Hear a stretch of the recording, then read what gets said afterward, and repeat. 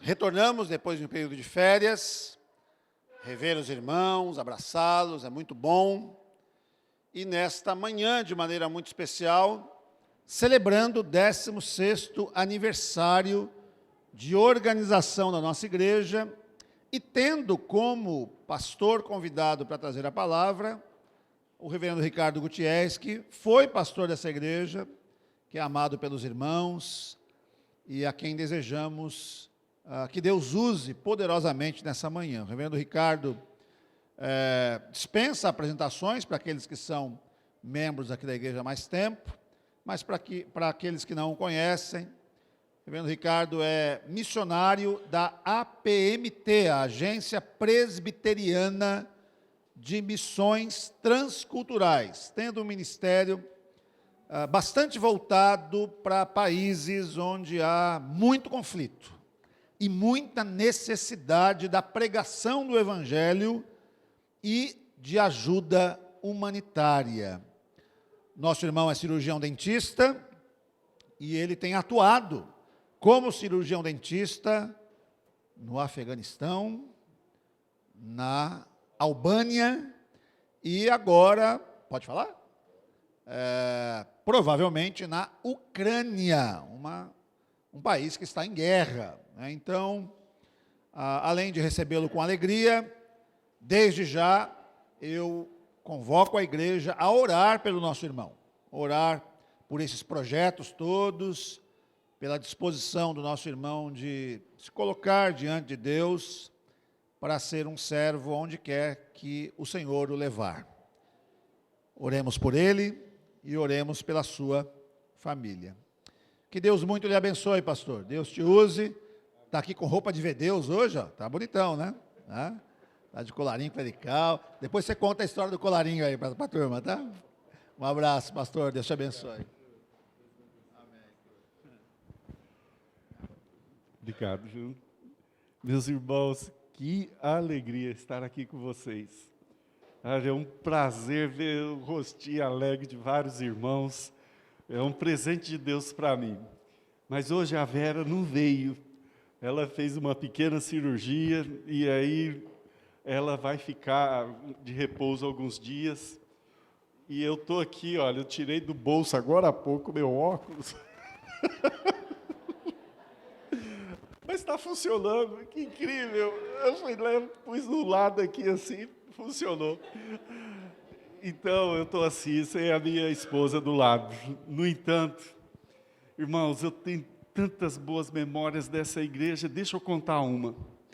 Vocês lembram de um culto onde eu iria sair daqui e levar a Vera e o João Ricardo lá no aeroporto de Guarulhos? E eu desafiei na escola dominical os irmãos a levantar uma oferta que chegaria a $5.000. $5.000. Porque tinha um casal que tentaram matar ele lá no Afeganistão, em Cabul. O rapaz era lutador de jiu-jitsu, a esposa dele, diretora de uma das 4 escolas que nós tínhamos lá. Nós construímos uma e ganhamos mais 4 dos ingleses. E aí, esse casal, um grupo lá de rapazes, chegaram de moto, torceram o braço da irmãzinha lá que era crente, segurando os cabelos dela, falaram, agora você vai ver por que você converteu o nosso amigo ao cristianismo, ele vai morrer na sua frente.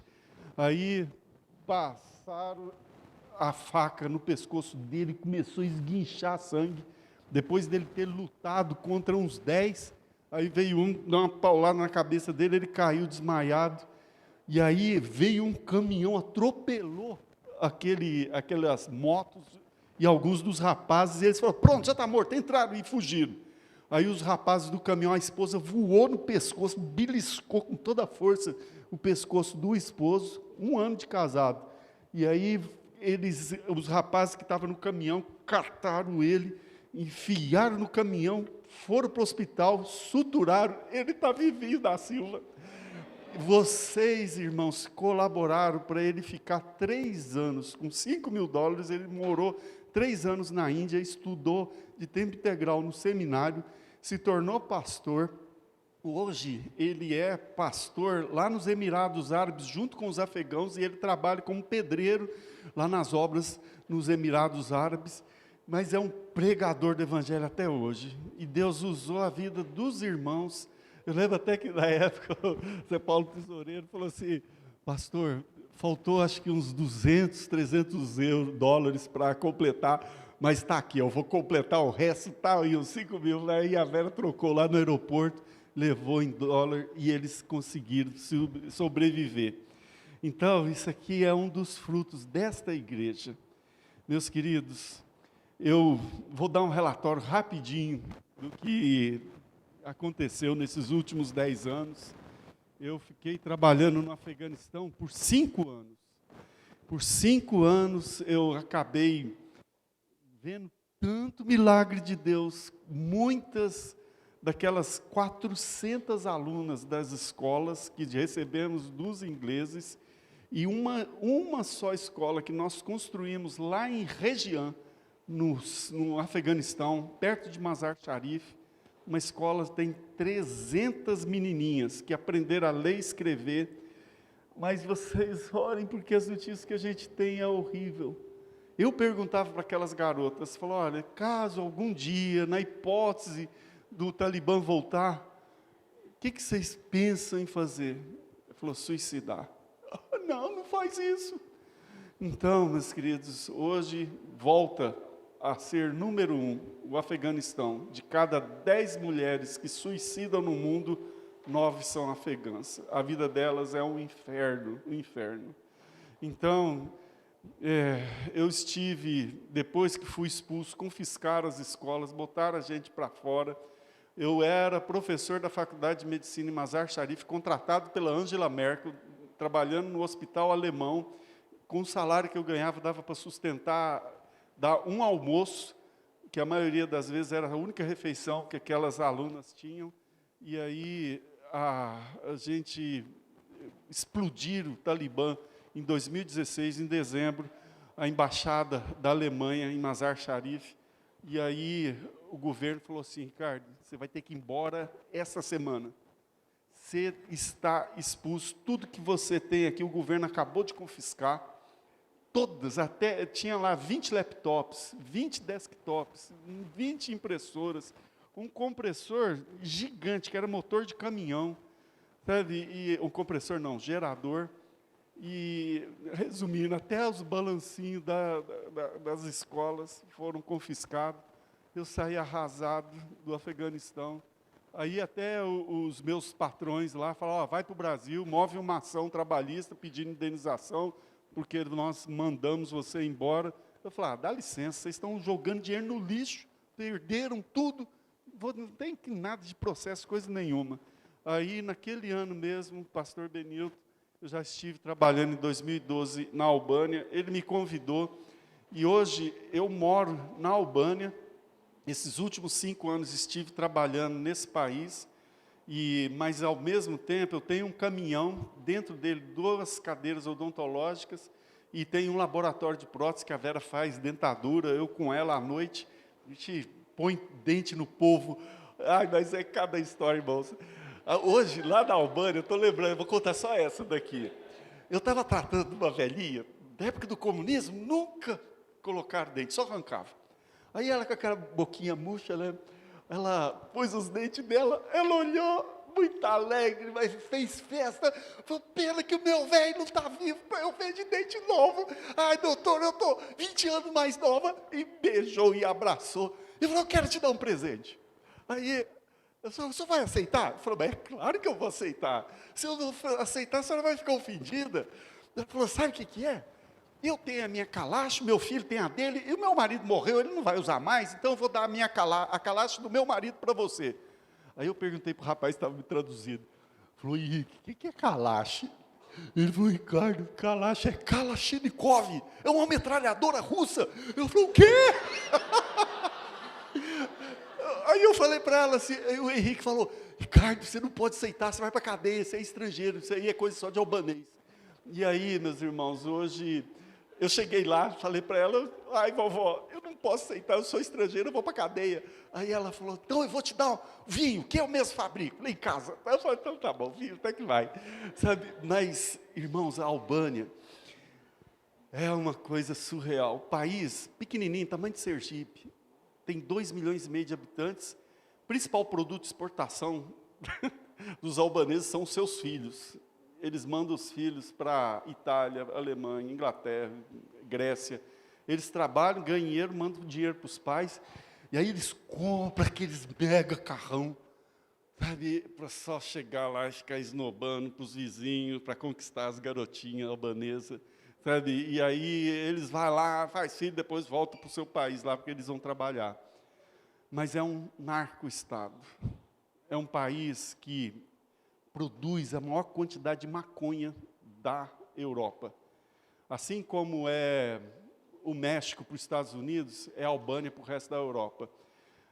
A Albânia, quem está no poder é a máfia. Lá eles compram, lá, assim como aqui nas Américas reina a cocaína, lá é a heroína. Eles pegam a papoula que produz no Afeganistão e distribui, transforma o ópio em heroína, em morfina, e espalha para a Europa. 98% do ópio, da droga que tem na Europa, é os albaneses que compram lá do Afeganistão, não pagam em dinheiro, pagam com munição e armas. Então eles fazem tráfico de armas, tráfico de drogas, eles fazem tráfico de prostitutas, sabe? Eu tento entrar em alguns orfanatos, só trabalho lá no sul do país com um orfanato, mas na capital e no norte, a máfia reina. Então aquelas crianças, as meninas, eles vão leiloar a virgindade dela, sabe? E os meninos mais feinhos assim, que ninguém quer adotar, eles pegam, tiram os órgãos dele, mata para tirar os órgãos. Quem quiser comprar órgãos do mundo inteiro, a fonte é a Albânia. Lá era um país comunista, mas os filhos já foi criado, não são propriedade dos pais, são propriedade do Estado.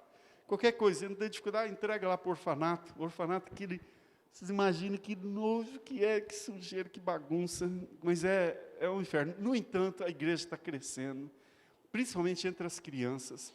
A geração antiga já fizeram uma lavagem cerebral, muito difícil se converter, mas hoje nós estamos lá, já compramos uma propriedade, tem a igreja presbiteriana em Tirana, olha o nome da capital, Tirana, e eu também estou trabalhando como pastor nos finais de semana na igreja em Vachar. Vachar é V-A-Q-A-R, o Q é Chá.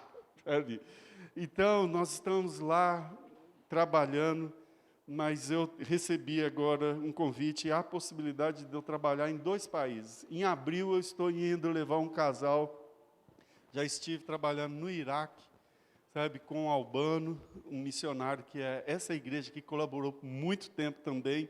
O albano hoje ele morava no Afeganistão, também teve que sair, foi baleado, uma história que vira um filme. E aí, hoje ele está trabalhando em Mosul. Mosul era a capital do ISIS e o nome antigo era Nínive, onde Jonas pregou e houve um quebrantamento, um arrependimento.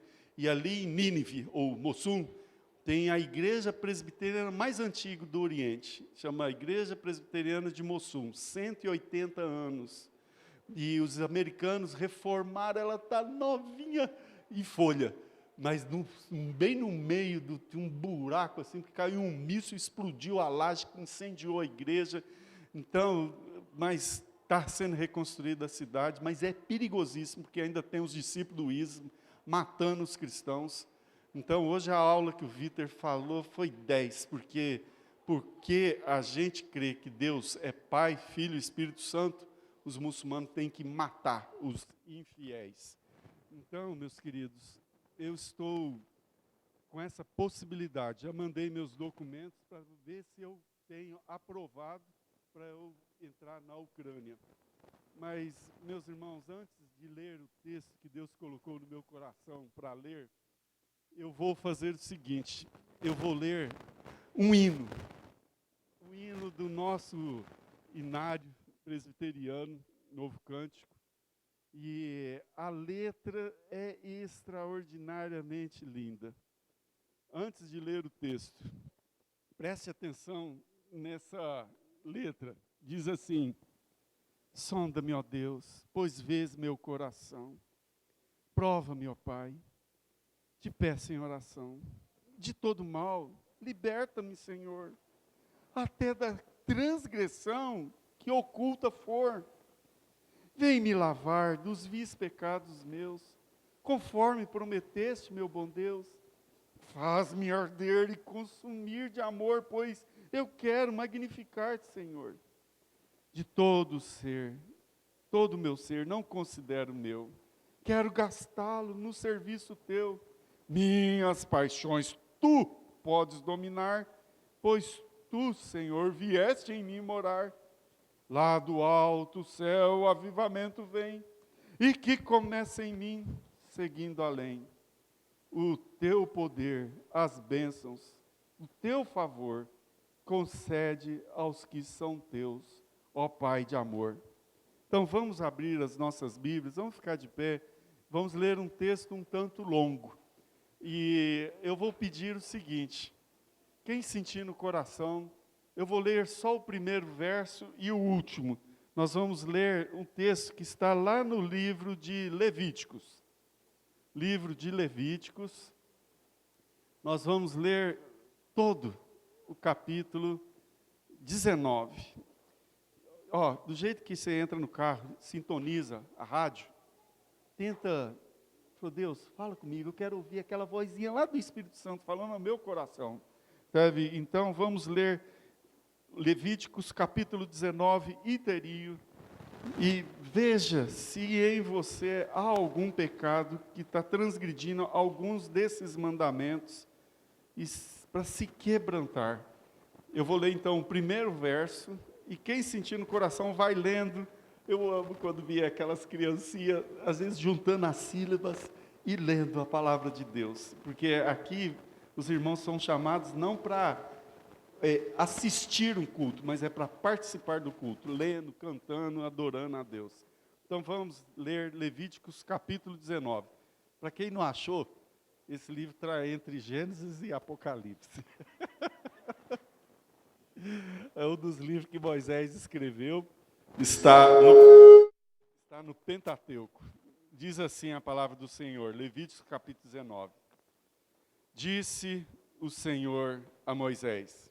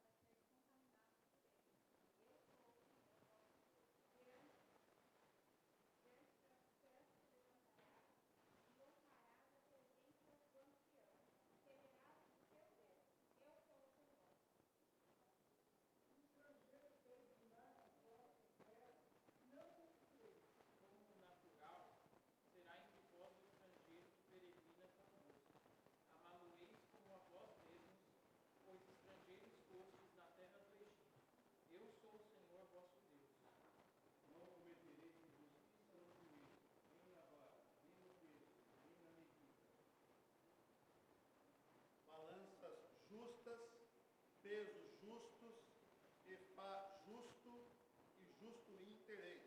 Eu sou o Senhor vosso Deus, que vos tirei da terra do Egito.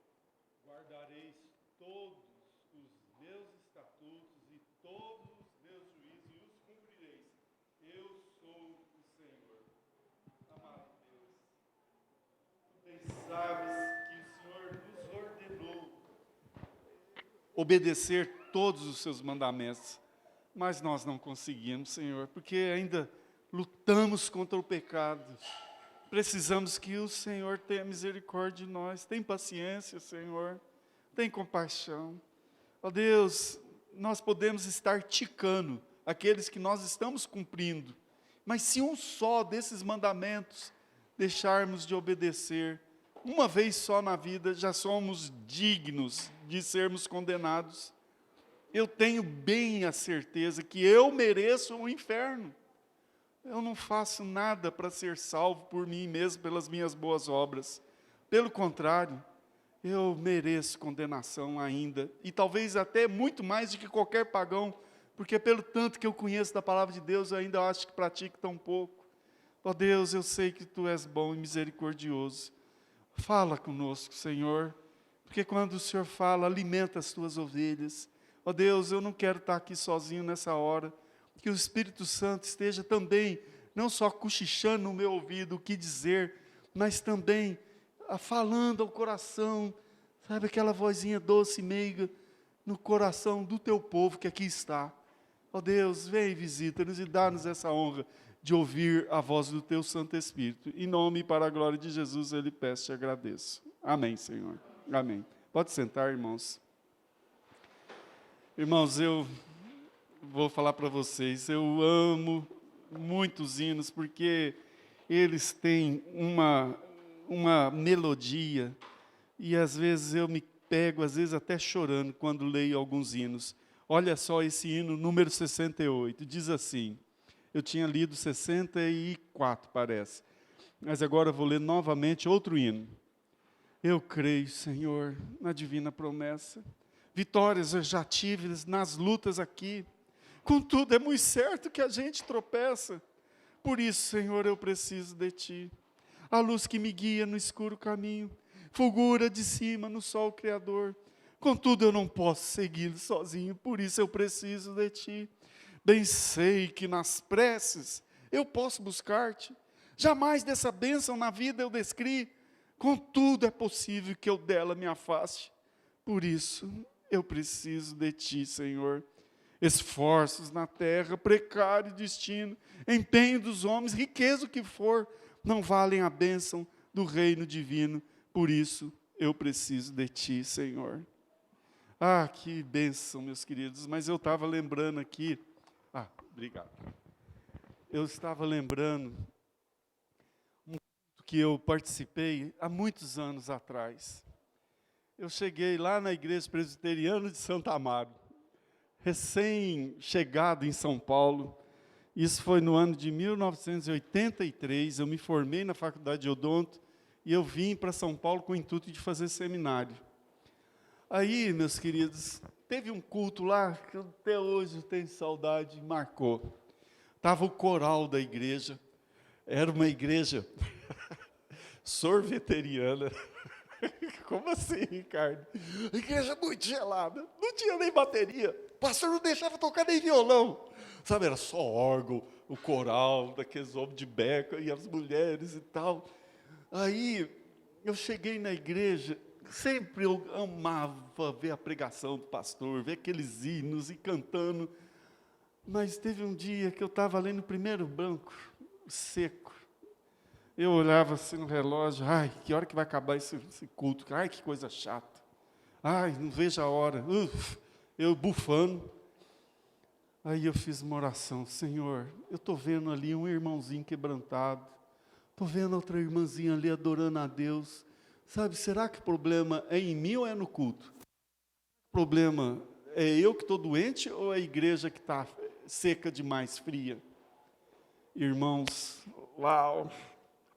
Aconteceu uma coisa. Veio aquela vozinha doce do Espírito Santo. Ricardo, cadê o Paulinho? Paulinho, nossa, já faz uns 2, 3 meses que ele não vem. Deixa eu só contar.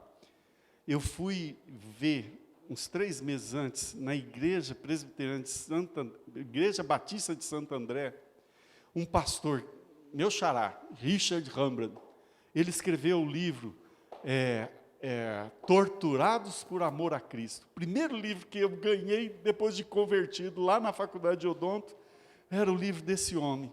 Sabe? Olha só mas que bênção que foi, porque eu não caí da fé, pelo contrário. Eu fiquei pasmo com o testemunho desse homem. E eu estive pregando na igreja dele. Aí cheguei lá na igreja desse pastor, né, lá na Romênia. Aí o pastor que estava lá, eu estava vestido assim, como um pastor comum, sabe, aqui no Brasil. Só com uma camisa de manga comprida e muito calor. Aí o pastor falou assim, Ricardo, a seleção brasileira usa uniforme? Que pergunta, é claro. Falou, por acaso, lá no seu país, os soldados usam farda? Eu falei, é óbvio, todo país, os guardas, o exército tem o seu uniforme.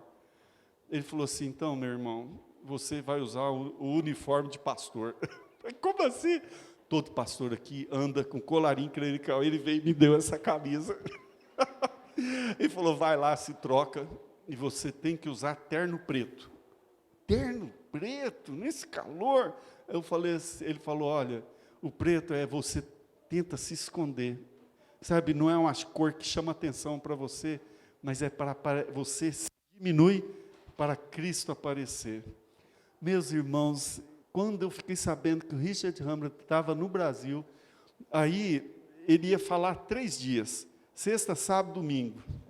Mas vocês lembram daquela época que dia de sexta-feira, às 8 horas da noite, fechava os postos de gasolina, e aí abria só na segunda-feira, lá pelas 7 horas da manhã. Vocês lembram dessa fase de racionamento de combustível? Então, eu tinha uma Brasília velha, coloquei alguns irmãozinhos, e para sair lá da igreja Presidente Santa Amaro, não tinha nada dessa bênção que é GPS, celular, não existia nada, 83. Aí, um irmãozinho lá falou, eu sei chegar, eu já morei em Santo André, eu vou chegar lá, o Paulinho. Para quê, meus irmãos? O rapaz se perdeu, e naqueles buracos, tem um lugar lá que eles falam que é 7 tombos. A gasolina da Brasília acabou, teve que encostar lá na boca de uma favela, limparam o carro, sabe? E a gente saiu a pé, não chegamos, perdemos o Rio, não dá. Mas eu soltei os cachorros do Paulinho, bravo, e aí falou assim, agora essa porcaria desse carro vai ficar aqui, vamos depenar ele, sabe? E o Paulinho já fazia 3 meses que não vinha na igreja. E eu lá na igreja, no primeiro banco, ai, que igreja chata, ai, que culto antipático, ai, que mais hora não passa, eu queria ver os gols do Fantástico, ai. Aí o Espírito Santo, você lembra aquele versículo, Ricardo, que é melhor você pegar uma corda, amarrar no seu pescoço e lançar no mar, do que fazer um dos meus pequeninos pecar? Meu Deus, misericórdia. Barbaridade. Eu fiz o Paulinho cair da fé, ele era recém-convertido, que desgraça, meu Deus, me perdoa, Jesus, me perdoa. Ai, está doendo. E aí, irmãos, eu falei, Senhor, por favor, sabe, eu vou atrás do Paulinho, mas me tira essa culpa, sabe, eu fui soltar os cachorros no coitadinho, ele tão boa vontade, sabe, tentou nos guiar, e eu pequei contra o Senhor, contra esse rapazinho. E aí, irmãos, eu, no meio do culto, abri um texto, semana e menos. Abri o texto lá de Daniel, capítulo 8, e aí estava escrito assim, então o Senhor falou comigo, servo muito amado, seja contigo, Pai, seja contigo. Parece que aquela voou para mim, Deus falando, tudo bem, cara, você está perdoado. Para quê, irmãos?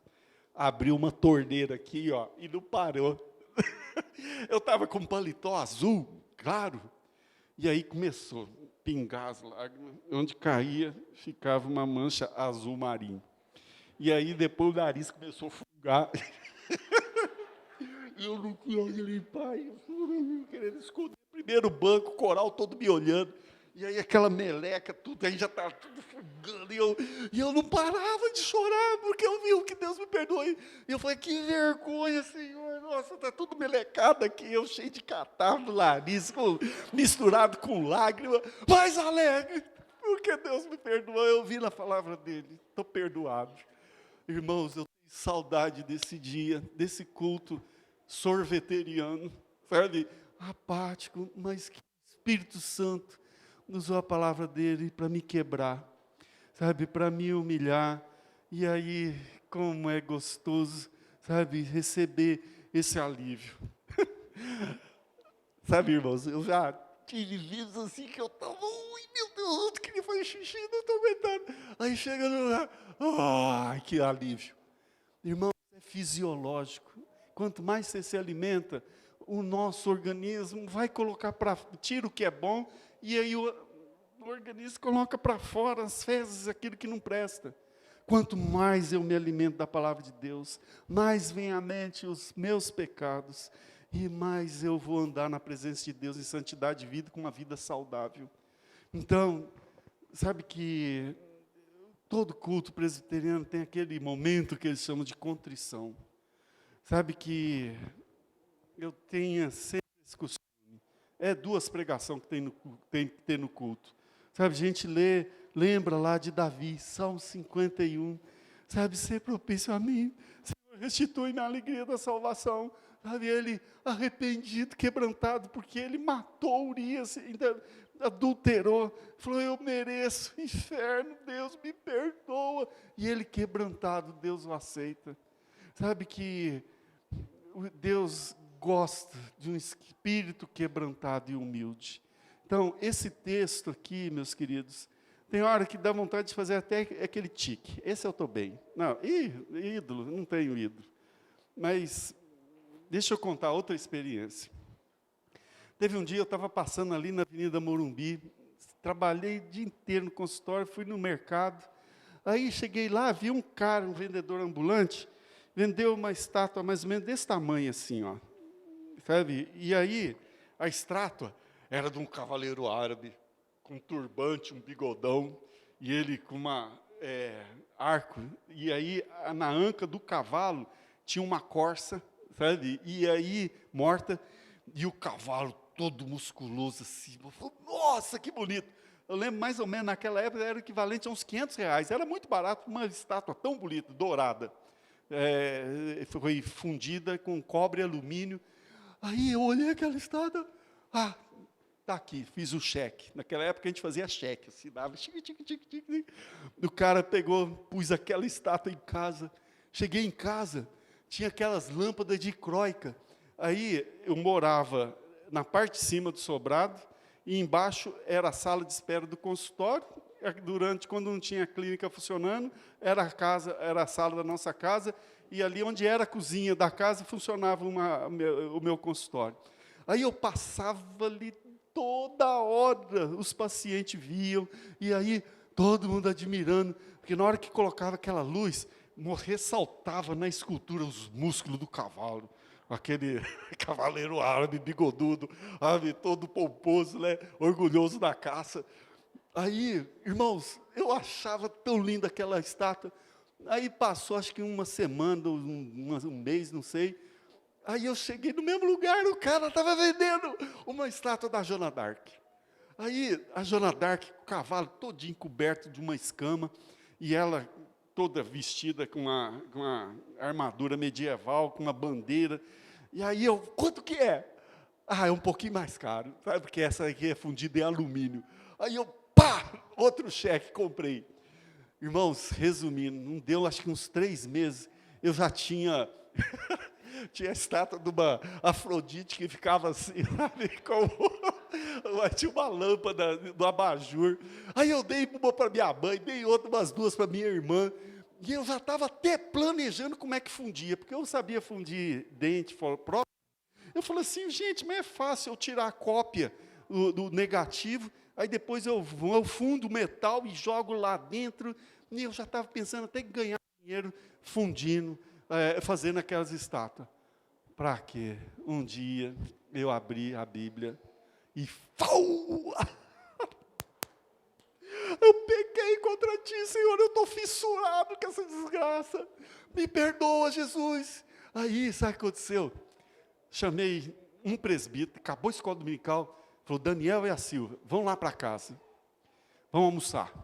Aí, eles chegaram com 2 filhos, e aí, eu chamei a minha esposa, meus filhos, falou, olha, eu pequei primeiro contra Deus, eu pequei contra vocês, dando mau exemplo, eu estou fissurado com essa desgraça dessas estátuas, então eu vou mostrar para vocês o que a gente tem que fazer com o pecado. Peguei uma marreta, pau, ela, para, me dá ela, pau, eu falo assim, que isso, Ramiro? Se eu estiver viciado em droga, você acha que eu vou dar droga para você? De jeito nenhum. Pau, pau, pau, quebrei tudo. Uma por uma. Custava caro. Podia dar de presente. Tem a gente que ia rir até na nuca. Mas aquilo lá era uma afronta. Eu lembro que eu falei até para os meus filhos. Falou, bem, papai está quebrando. Eles eram tudo pequenininhos. Porque, que nem a mamãe tira o brinquinho, colar, coloca no porta-joias. Isso aqui é porta-demônio. Sabe? Então, quebrei. Irmãos, aí a gente almoçou. A Silvia falou assim, mas você é doido, que fanatismo, você podia ter me dado. A esposa do presbítero. Aí, irmãos, chegou o João Ricardo, ele tinha acho que uns 10 aninhos. Vocês lembram aquele, as crianças não vão lembrar disso, o tazo do Pokémon, que eram umas figurinhas assim, ó, que as crianças colecionavam, e Pokémon era demônio de bolso. E aí, eram uns desenhos chineses, assim, o japonês, sei lá. E aí, eles faziam figura, troca disso daí, compravam, gastavam dinheiro, e ficava só pensando, não saía da cabeça da criançada. Aí o João Ricardo falou, pai, eu também estou fissurado com Pokémon, só pode pôr fogo nisso daqui? Eu falei, mas é claro, filho! E aí, joguei fogo. A Silvia, meu Deus, quanta loucura, sabe, para com isso. Não demorou muito, a Raquel, tinha uns 5 aninhos, ela chegou, pai, olha, sabe que eu estou fissurada também pela Barbie, e da Polly, só pode pôr fogo nela. Eu falei assim, mas é claro, filho, joguei álcool e fogo na Barbie da Pokémon, lá, sei lá, daquela Polly. Que eram umas bonequinhas já sedutoras, todo jeitinho assim. E aí, irmãos, ela pegou ainda fita da Barbie, fita cassete, né? Os meninos lá não sabem nem o que é isso mais, né? Videocassete. Aí, meus irmãos, não parou aí. Quando chegou na segunda-feira, a Vera desceu lá embaixo, na casa de uma vizinha, que era da Igreja Batista, falou, Cláudia, você não sabe o que aconteceu ontem. Aí a Vera contou que o Davi, que a Raquel, o Davi nem existia ainda nessa idade. Aí que até a Raquel botou fogo lá na Polly, na Barbie. Aí a Cláudia, mesmo comentário, Ricardo é um fanático, devia ter me dado aquelas estátuas, elas são lindas, por que ele foi fazer isso? Sabe, virou pó, jogou no lixo. Sabe? Não demorou muito, desceu o Caio e a Cláudia. Mãe, eu também estou fissurado com Pokémon, você não pode pôr fogo lá na churrasqueira e queimar os meus Pokémon. E a Claudinha, a filhinha também, que tinha a mesma idade da Raquel, eu também, mãe, eu estou fissurada com essa Barbie. E espalhou, irmãos. Então, o meu mau exemplo pode conduzir muita gente à desgraça. Sabe, eu lembro de um pastor, de uma esposa de um pastor, que ela disse que quando o Caio Fábio caiu em adultério, o marido dela era muito chegado, e a primeira coisa que ele fez foi copiar o pastor. Traiu a esposa, largou ela com a filha, um sofrimento. Então, meus queridos, eu quero convidar a igreja a isso, hoje. A gente tomar um banho no sangue de Jesus e dar o nome do pecado. Eu estou agindo assim. Eu estou fazendo isso, eu sou merecedor do inferno por isso, está aqui uma lista, faz um checklist, Ai, eu estou mentindo demais, eu estou odiando o meu patrão. Ai, não sei, o que o Espírito Santo vai falar? É só ligar. É igual, por exemplo, lá no Afeganistão, a gente tinha que andar numa comunhão com Deus. Falou, Senhor, eu preciso ir lá do outro lado da cidade visitar um fulano. Tem esse caminho, tem aquele e tem esse. Qual que eu vou? Porque às vezes esse daqui é caminho que eu não vou chegar, vou morrer. E aí o Espírito Santo, vai por aqui.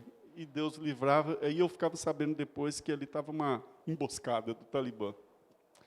Então, meus queridos, nós estamos em terreno inimigo. Aqui não é o nosso planeta.